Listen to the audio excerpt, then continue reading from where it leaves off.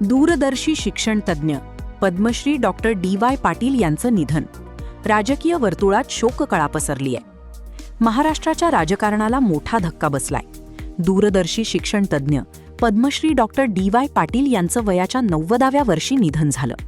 त्यांनी कोल्हापुरातील निवासस्थानी अखेरचा श्वास घेतला. त्यांच्या निधनाने राजकीय आणि शिक्षण क्षेत्रात शोककळा पसरली आहे. डॉक्टर पाटील यांनी काँग्रेसचे ज्येष्ठ नेते म्हणून काम केलं. ते कोल्हापूरचे महापौर, पन्हाळा विधानसभेचे आमदार होते. 2009 ते 2014 या काळात त्यांनी त्रिपुरा, बिहार आणि पश्चिम बंगालच्या राज्यपाल पदाची जबाबदारी सांभाळली. त्यांना पद्मश्री पुरस्कारानंही गौरवण्यात आलं. गेल्या काही दिवसांपासून त्यांची प्रकृती नाजूक होती. उपमुख्यमंत्री एकनाथ शिंदे यांनी सोशल मीडियावर श्रद्धांजली वाहिली.